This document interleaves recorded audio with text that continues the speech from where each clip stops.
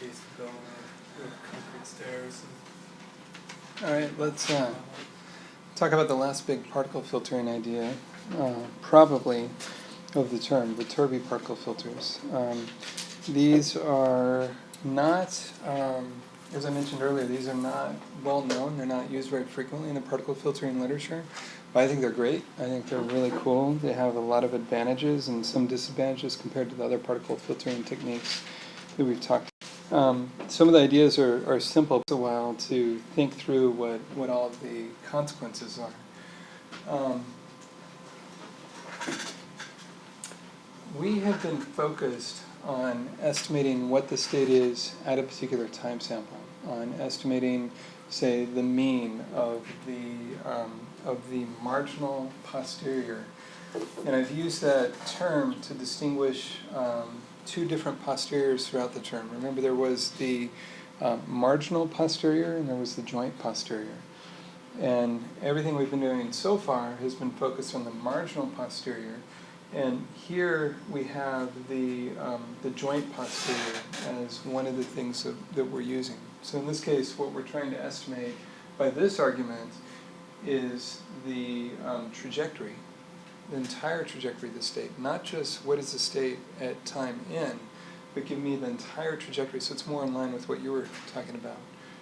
Give me the best entire trajectory. And one way of doing it is to say, well, we'll just make it as the maximum, or what I've been calling the mode, the thing that maximizes the posterior probability. And this is huge because the state is itself multidimensional at any time sample, and now we've got n plus 1 samples in this thing. So we've got n plus 1 times whatever the dimension of the state is. That's how big the dimension of this is, or at least the argument of this is. So we say, maximize that across all probable trajectories. If you were given that, normally you would just throw up your hands and be like, there's no chance. You're asking me to do a search in a space that is of such high dimension that there's no way that I could ever begin to do that.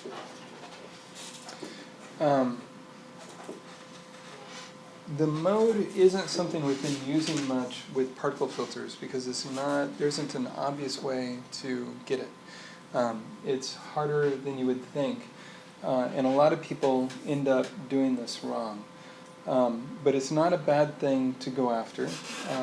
It makes a lot of sense in some cases. I've encouraged you to think about problems that are multimodal, where the state could be in one of several different distinct regions, but it's not just one area with some uncertainty about that particular area. And I've encouraged you to think about that because particle filters have a lot of strength when you've got a multimodal distribution. When you do that, if you estimate the mean, you can end up somewhere between the different modes in a very improbable place. So there are good reasons to want to be able to estimate the mode rather than using the mean or the median or some other estimate of central tendency of a distribution. And remember, in one of the earlier lectures, I emphasized that if you're going to pick an estimator, you should be able to defend it and give a rationale for it. And the rationale for using the mode is that it minimizes the most probable error. So if what you care about is the most probable error, then picking the mode is the right thing to minimize that. So it selects another way of thinking about this is it selects the value that occurs the most frequently, although some of this language isn't very precise because frequently would normally be sort of a more of a likelihood, maximum likelihood perspective rather than a Bayesian perspective. So most probable is a better way of expressing that. Multimodal distributions, but it's tough. And there can be cases where the highest mode, the most probable value, is very far away from where the state would be on average. And so keep in mind that if you're picking the most probable estimate, you could also be wildly off from where the true state is.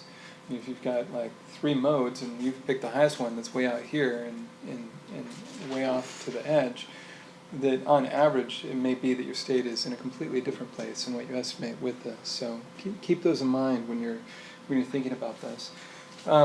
Picking this is called this estimate is called the MAP estimate. MAP stands for maximum a posteriori. I don't know if a posteriori is I don't know what language that's in, but by this, they mean the same thing as what I've been calling the posterior distribution. It's the same thing.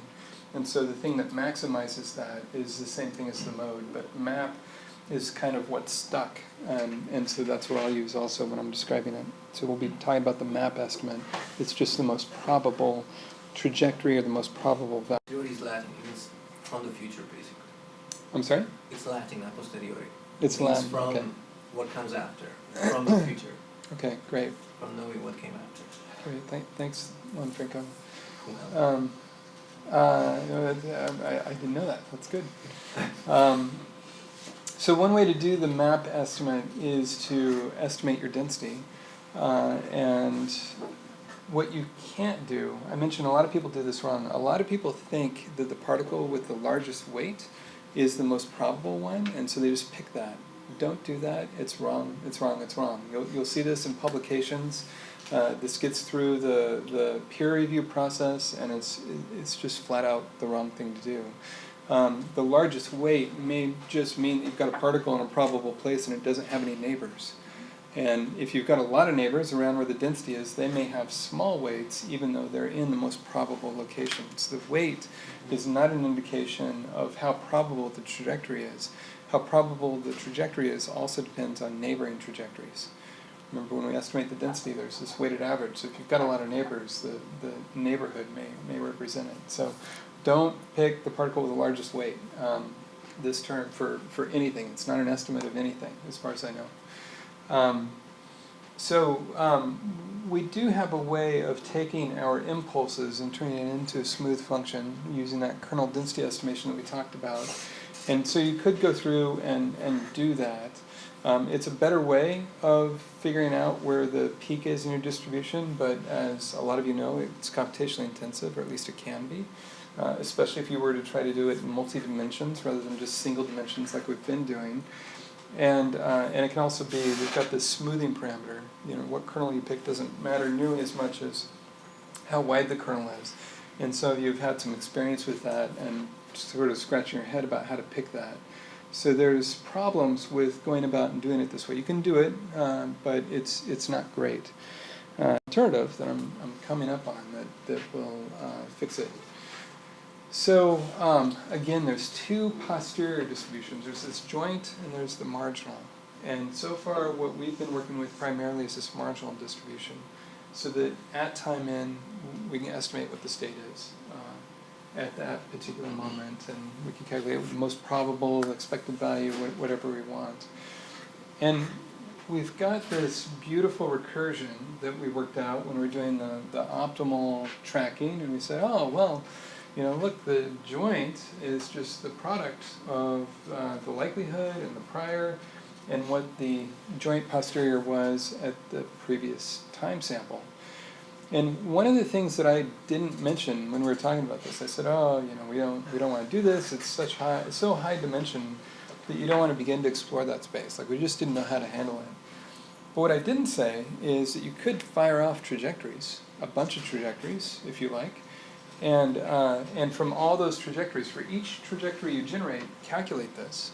We've got actually a really efficient way of calculating this for a given trajectory. If you tell me what the sequence of x is, if you give me a trajectory, we've already got the measurements, I can evaluate that.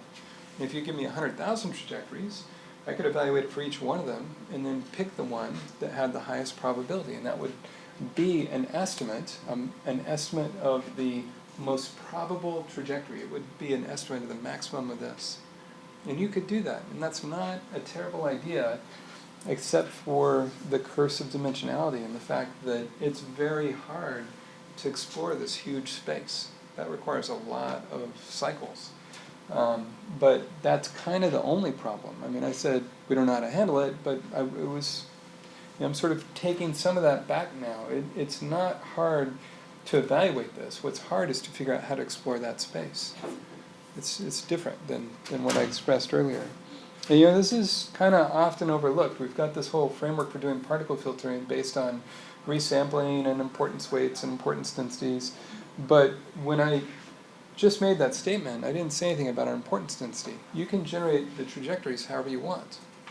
It's completely up to you. There doesn't have to be an importance density. you can do a different way. So the idea is to find the one with the largest probability. For each trajectory, you can evaluate the something that is proportional to that, to the probability of that trajectory occurring, the posterior probability of that trajectory occurring, and you can compute that easily. So, and you can do that for all the trajectories, and then you can pick the one that is the most probable, and that's an estimate. If you try enough of them, you'll get there. But enough of them, you know, the number that you need grows exponentially with dimension, and in that case that means it grows exponentially with time, and so, you know, in 3 time samples you're done. You're like, I can't, forget it, I can't explore that space. So, you know, here's a simple algorithm for getting a map estimate of the entire trajectory. That is the smoothing that you were asking about, Eric. Just try a bunch of trajectories, generate them however you like, and just pick the most probable one. We can calculate the probability of a trajectory easily. But again, it doesn't work because you can't explore that space. The best one, the most probable one, still isn't very probable. It's still not very good, because if you're just generating trajectories randomly, odds of picking a good one are close to nil. And so you're running into this notion of the curse of dimensionality again, which is basically that it's very hard to densely explore a high-dimensional space. And part of this class is kind of a clever way of getting around the curse of dimensionality. One clever way is to resample. You know, so kill off the parts of the space that are improbable and resample where the state is more probable. That's essentially what resampling does, and is its way of addressing the curse, but it's not a perfect solution. So, what do we do? And on one slide, here's the Viterbi algorithm.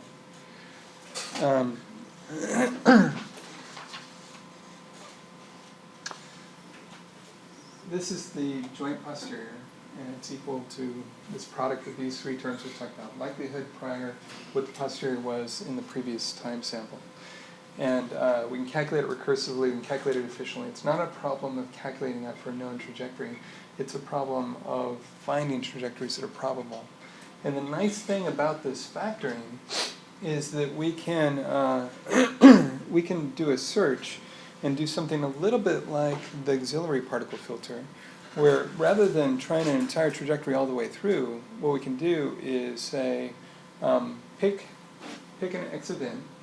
So let's say we propagate our particles forward, or we fill out a grid. There's a number of different things we can do, and I'll talk more about that in a minute. But let's say we figure out where the children are.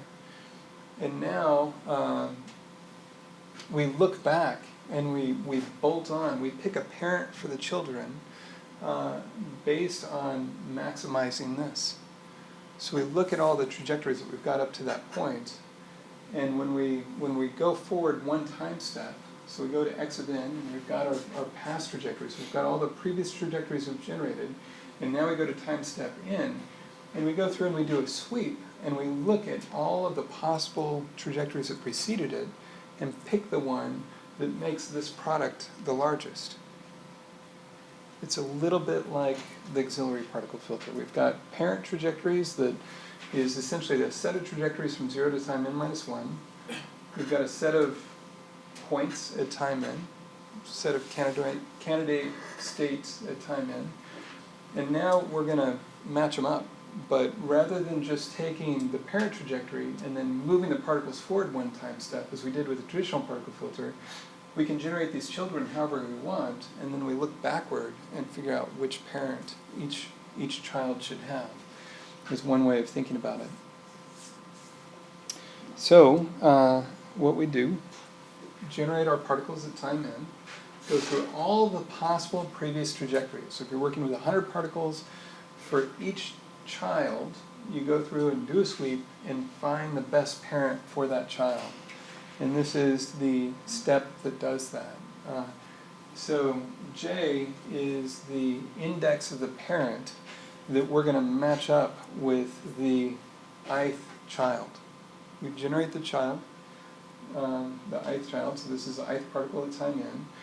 And then we want to maximize this, and we already know what this is because we've calculated it for each parent from the previous time step, just like we're calculating it now for one time step in advance. But we're doing a sweep over all the possible parents, and that enters the prior, and it enters the previous posteriors from the previous time step. It doesn't affect the likelihood. So this term can actually drop out, because this is constant across all the different parent trajectories we could evaluate. So we really just need to maximize the prior times the posterior for the jth parent, which we've kept in memory. So we know this from before, and now we've got to evaluate this a bunch of times for each j and for each I. Does that make sense? No, not yet.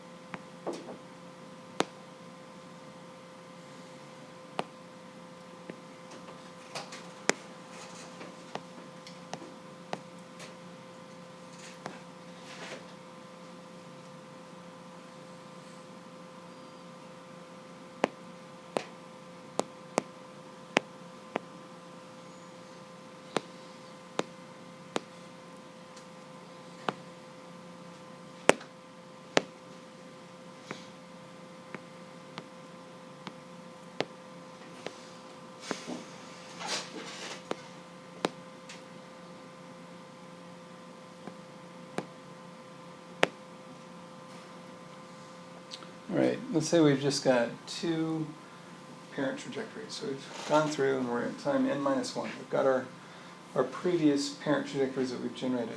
At time n, we generate a bunch of children, and we can generate them however we want. You can use the approximate optimal way for each parent trajectory and push a particle forward using that. You can fill out a uniform grid if you want to. You can use the model to advance these forward. It's completely up to you now. One of the things that you're freed from doing with the Viterbi algorithm is worrying about this importance density. There's no more an importance density when we're using this type of estimation. So, we generate a bunch of children, and these children, again, can be independent of the number of where the parents came from. I could just use a grid of 4 points. And then for each one, I go through and evaluate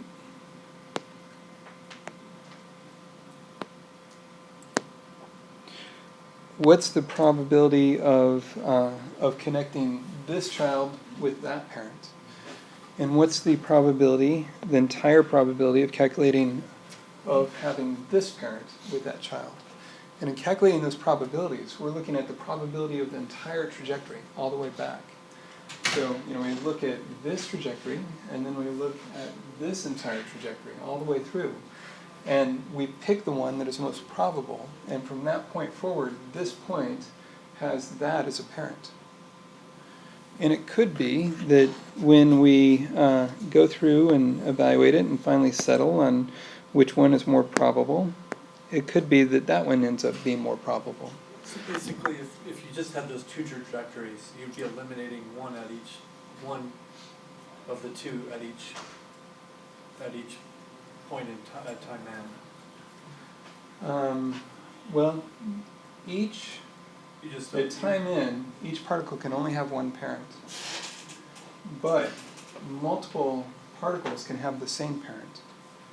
And so this particle could also say the most probable trajectory is here, here, here, here, and now that enters the pool if that one ends up What I'm being. saying, and now draw one up from the blue up there, up to where you just drew, no, to the second one down, to the arrow. So you just look at the two trajectories, case by case, and eliminate one at each one, or so.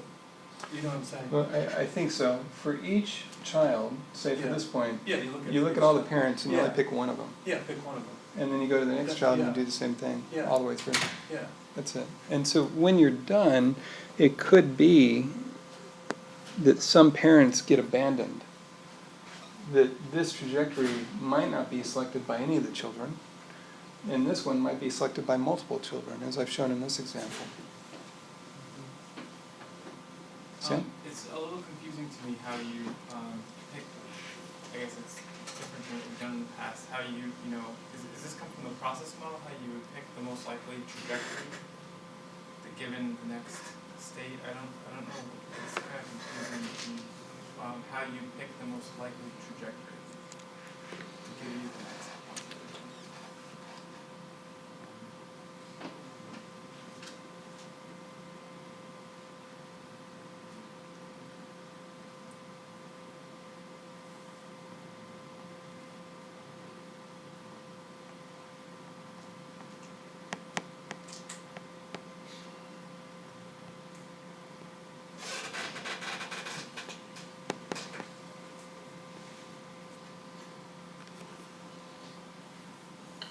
Once we've chosen the what the children are going to be, and you can scatter them about this space however you like. Once we've chosen the I particle at time n is going to be right here,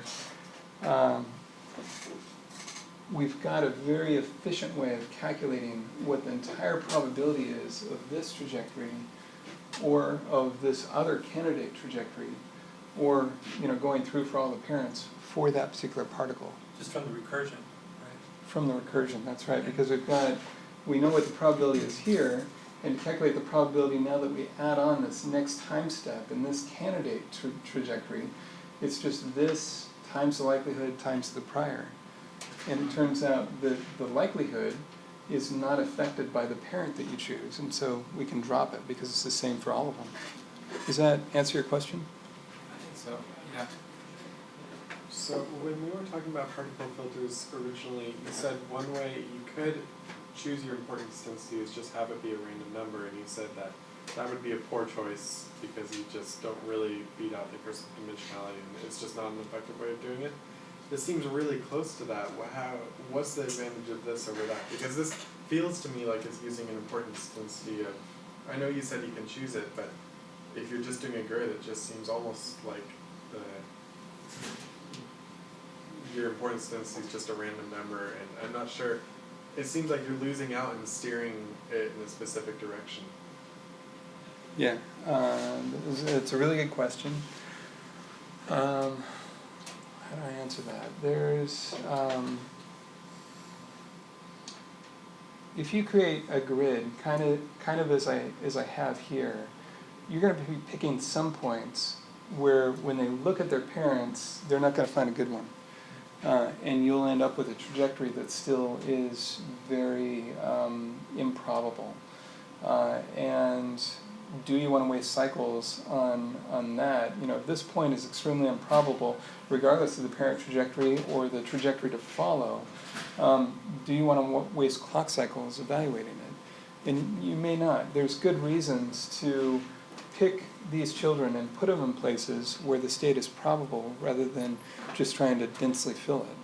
In densely filling it, you've still got a curse of dimensionality problem, because I've drawn this as though the state is one-dimensional, but if it is, let's see, the previous example I did was six-dimensional. If you're trying to fill a six-dimensional space with a grid, good luck. I mean, you just can't. And so you've still got to handle the problem of figuring out where to place these children so that they're in a probable location. And those previous comments that I had about, well, maybe you should use the optimal and make a prediction of where it ought to be using something kind of like the common filter recursions. Maybe you ought to use at least the prior to move those forward from the previous time step. Those all still apply. It seems like if you had some kind of indicator like that, but then filled it densely along there, you could find a child that worked the best. But you can only densely fill it in a low-dimensional space. And usually we're not. So then you're back to the earlier problems. That's the idea. Oh no. I guess it did do the right thing. Oh, okay, yeah. we're on the right slide. There's another really important idea that's happening here, and that is that we're estimating something very different than we did before. It's not just that we're picking the mode. Yes, we're picking a mode, but what we're picking a mode of is an entire trajectory. We're not estimating what the state is at time n optimally anymore. What we're estimating is the entire trajectory from 0 to time n. So we are doing the smoothing that Eric had mentioned, which is really nice because if you've got an entire sequence from 0 to time n, this will give you the entire most probable trajectory through that sequence. But what it doesn't do is this. This is different. And this is not the same as the nth element of that. They're different. This is the maximum of your map is different than the nth element of your most probable trajectory. And the first time I taught this course, I didn't have a clear understanding of that. I didn't appreciate the distinction. I couldn't understand why it wasn't tracking the way that I thought it would. But I think I'll be able to make this idea clear with an example that actually really confused me the first time that I ran it. So I'll emphasize this idea. But for now, keep in mind, we're doing a lot of things different. We're using the mode or the map, and we're estimating an entire trajectory rather than just one element of that trajectory at time n. That's different. If we had all the posterior distributions up to n, you could integrate that out, right? You could go from the top to the bottom, or you just marginalize at each step, right? No. You can't do that. And the reason we can't is that we lost our importance density. There's no importance density that was used here, and so we no longer have a way. We're not representing the posterior as a sum of impulses with the Viterbi particle filter. What we're doing instead is going through and finding trajectories in a clever way, selecting trajectories that we evaluate that are probable, so that at the end, when we evaluate this, it's over a very large number of equivalent trajectories through a clever optimization algorithm. But there's no notion that we're representing this posterior. It's not represented as a sum of impulses. There are no impulses here. Instead, we're just evaluating this at some specific trajectories and picking the one that's most probable. So there isn't a way to do that integration. I mean, you could do it numerically, but you can't do it numerically for the reasons we talked about earlier this term. Your your confidence intervals then? No confidence intervals. Okay. That's right, you don't get them. Which is another disadvantage of the Viterbi particle filter is trade-offs. I mean, this is part of the reason I'm not just teaching you one particle filter algorithm that's great for everything. This doesn't solve all the problems. There's a number of disadvantages compared to other techniques. And we talked about the auxiliary particle filter recently, and that also had a notion of selecting parents. I wanted to explain some of the differences between that and the Viterbi particle filter. The Viterbi particle filter says generate your children and then have your children go through and match them up with the best parents that you can, the most probable parents, is one way of thinking about it. The auxiliary particle filter said we're going to pre-select the parents that make it to the next round before we generate the children. We're going to go through and evaluate the parents for their fitness, if you will, and we are not going to let those continue on that have performed poorly. And then we propagate them forward and let them move ahead and let them generate one or more children for those that are selected. But that's different than the Viterbi particle filter where you generate the children and then they look back and you match them up with the parents. It's a different approach in that regard, even though they both have the notion of sort of parents and children. I do also want to concede that the Viterbi particle filter is more computationally expensive because for each particle, you've got to go through all the parents and match it up with the best parent. So that's an order n squared operation where n is the number of particles. And there have been some folks that say, well, you don't really have to look at all the parent trajectories. If they're far enough away, forget them. If you just know it's not going to be in the most probable. So there's some heuristics that can go into making this more computationally efficient. particularly in low dimensional spaces. But in high dimensional spaces, it can get to be very difficult to have some a priori criteria to say, this group of parents we don't need to consider for this particle. So those heuristics exist. You can find them in the literature. I've just coded in the straightforward Viterbi particle filter, which at each time step has operations that scale with the square of the number of particles. So Reed, I don't think we're going to be seeing 100,000 particles from you with the Viterbi algorithm.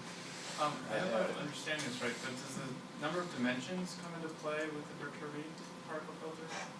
Because if it sounds like you're searching, and you're searching along the x dimension, and so if that's a one-dimensional case, but it sounds like you could be searching through like 6 dimensions if you had your x.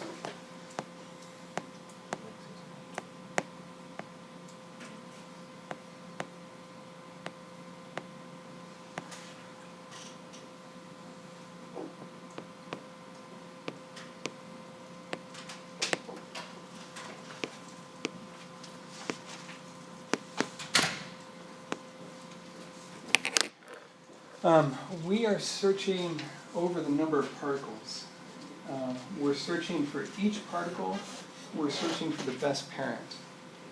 And so we've got to do n of those searches. If n is the number of particles, I've got to do n searches for the best parent. Each search is a search over n terms. That's where the n squared operation comes in. So there isn't a search over each state dimension. This doesn't appear to scale with dimension, but I have to be careful, because when you move your children forward and you create these children, if you're going to try to fill the space densely, the number of particles you're going to need is going to scale with exponentially with the dimension of the state. If you're going to do that. Because you want it to be dense in all dimensions. If you want that. If you don't want that, if you feel like you don't need that, you can create the children using an importance density or any other technique that you like. So you can say, well, these are my parent trajectories. I already know that they're probable because I've already done some selection and optimization of them. So I'm only going to consider children that could be reasonable offspring from those parents. You could make that decision and generate them in any of the ways that we've done that arguably help prevent that problem, eliminate that problem of having to search the entire space. So there's some decisions to be made there, and it depends on how densely you want to fill the space. One disadvantage of the particle filter algorithms we've talked about is that arguably they don't densely fill the space. They concentrate the particles where the parents have sort of directed them, and that means you're not looking everywhere. So if it turns out that you were way off, you were tracking a cloud over here, this is where you thought the state was, and it turned out it was down here. If you don't have any particles down there, you may not be able to jump to where the state really was. With this algorithm, you can, if you've got particles there, you can make that kind of jump. But whereas it's harder with others, but it's a question of where you put the particles, what space you explore. So there's a lot of trade-offs. You have to think really carefully about this. All right, so example that will illustrate a number of points. You've seen this before. And the design. I chose a grid. We're in a single-dimensional space, and I chose a grid. Rather than choosing an importance density and moving them forward from their parents, in this low-dimensional space, I chose to just use a grid instead. So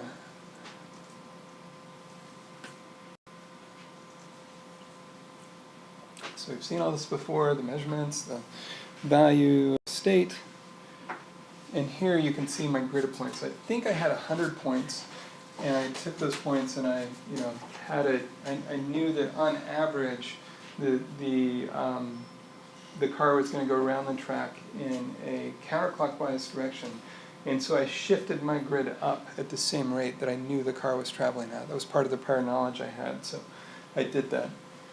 And you can see the grid always covers where the state is. You can see the estimate when I go out to 100 samples, or almost 100 samples. I need to explain what I'm plotting here. I mentioned that this estimates the most probable trajectory. and the green is not the most probable trajectory.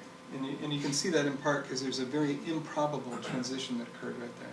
This is not with the smoothing that we're talking about. What I've plotted here is at each point I know what the most probable trajectory is up to that point. And I've plotted the last element of that most probable trajectory at each time. So it's roughly, it's sort of like what we've been estimating, but not quite. It's the last element at that time of the most probable trajectory. And I'll show you the most probable trajectory also. Well, on this slide. So this nicely illustrates a number of points.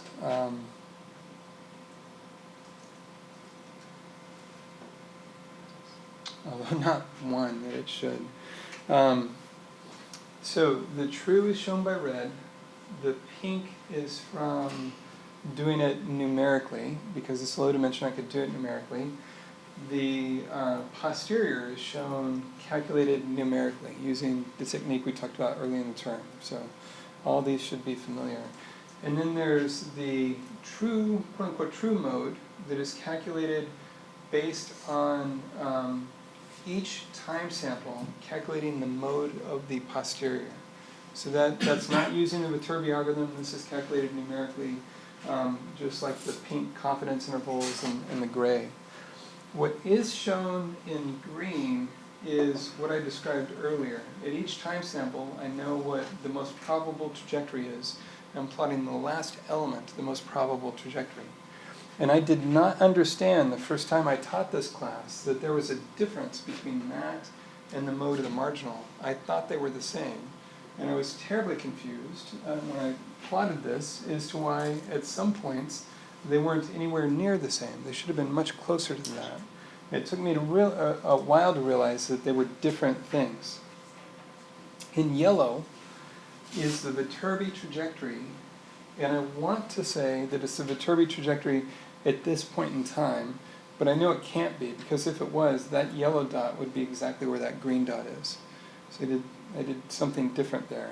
But this is a Viterbi trajectory at some time. And it's very different. One of the things that's different is that the most probable trajectory is not going to include a very improbable transition. You can see here that the Viterbi algorithm is going along, and the most probable trajectory at that point in time was something similar to the green. But then at this point, the most probable trajectory switched, and it was something more similar to the yellow up there. But the most probable trajectory across all time, by the time I get here, is that the car now went up, and it went up smoothly. There's no improbable jumps here. It's smooth. Came down, and then it stayed low rather than going up here. The most probable trajectory had it coming down low, even though the most probable state of the car at that time is up there. This is the most probable trajectory that the car took.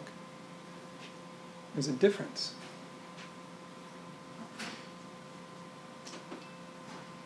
And when I generated this, it bugged me, should probably bug you, because I look at this and I think, but that's so improbable. It's so improbable that the car would be there. How can that be the most probable trajectory?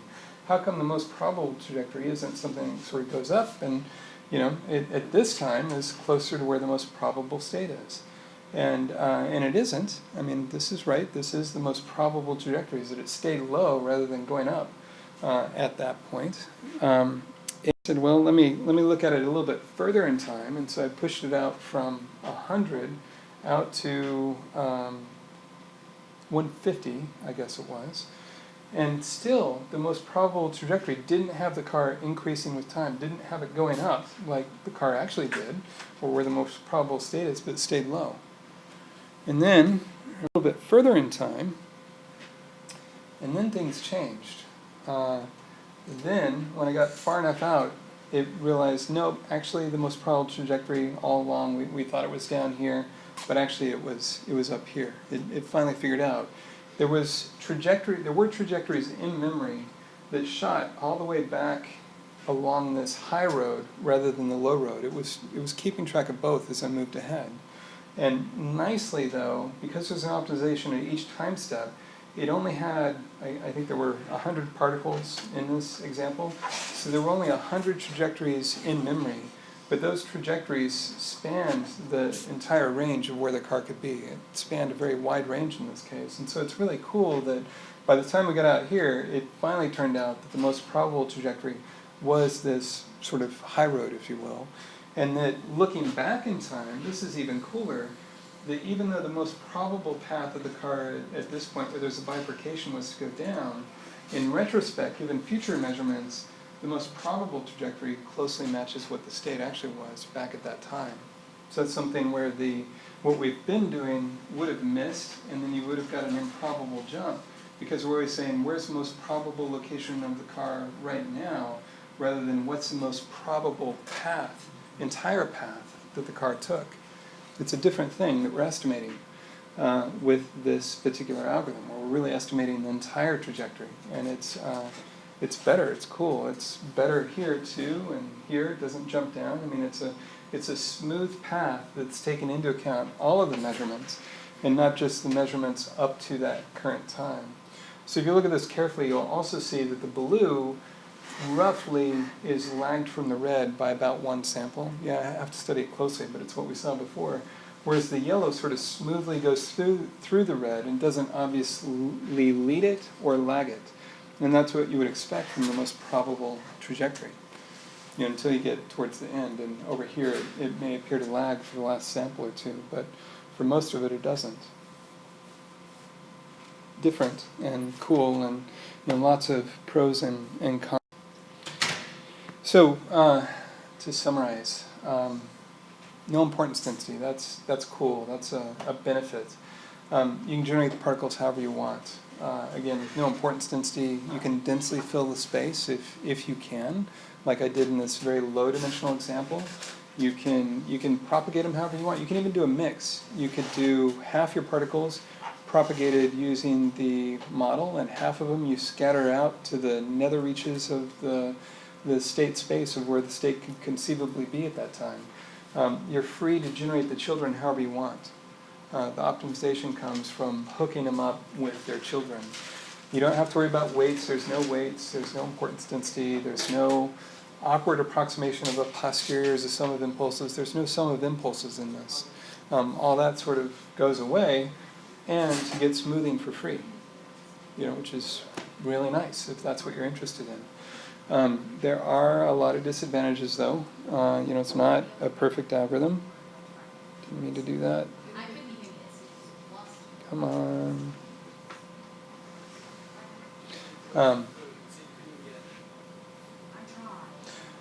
Sam had asked, well, where the confidence intervals go? Well, we don't have them. If you're generating your particles using an importance density, you can run the regular particle filter in parallel to this. Use that to calculate your confidence intervals, and use this to do the smoothing. That's allowed. You could do that.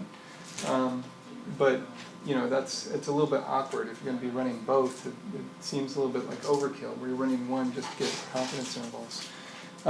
Also, this can only be used to generate the map. We didn't talk about how do you get a mean, how do you get a median, some other measure of central tendency. It wasn't there. We're just getting the map with this algorithm, the map estimate. And if you don't want the map estimate, then this probably isn't the algorithm for you. Requires in sub p operations at each time step for each particle. That should be operations rather than operates. And what that means, as I've mentioned a number of times, is that the computation in this simple algorithm scales with the square of the number of particles. And that's bad news if you're trying to run a lot of particles, which you arguably need if you're in a high dimensional space. So it would seem that this isn't great if you've got a high dimensional problem.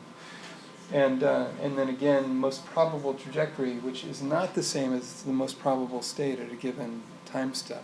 If you want the most probable state right now, darn it, that's not what this gives. It gives you the most probable entire trajectory, and that's different. So those are the pros and cons, and that's the last slide. Do you guys have any quick questions? What kind of conclusions can you draw about pre-define once you have that trajectory? Can you go back to point N and have some kind of confidence that that point is correct? I mean, does that? Sure. I mean, it's part of the most probable trajectory. So, yeah. I mean, I really like this for smoothing, which it sounds like what your application is. Question. No, it's not allowed. Sorry, Eric, we're out of time. So it scales as n squared, where n is the number of particles. Do you have in practice though, does n itself differ depending on the different algorithms in terms of how many particles you might have to choose? Or is it purely the dimension and problem dependent, how algorithm dependent? I want to make sure I understand. Are you asking, well, how does it scale with the other algorithms, or no, how I'm many do you saying is really need? the choice of n is also arbitrary. That's a design factor to how many particles you want to choose. And for the Viterbi approach, do you have a sense of whether is the n is the same as the other algorithms, or do you choose No, more or it's less? generally smaller. I think with modern CPUs and most reasonable problems, people are working with thousands of particles typically, usually less than 100,000, more than 1,000, somewhere in that range. With a Viterbi algorithm, you're not going to be up anywhere near that. But is it just because of the computational reason, or do you Yeah. think that you just get away with fewer because of the No, it's the computation. I think in most applications, you want as many particles as you can stand. I know we do, but And you can stand far fewer with the Viterbi for that reason. So I think there's another class coming in, so we'll talk some more on Wednesday. Thanks, guys.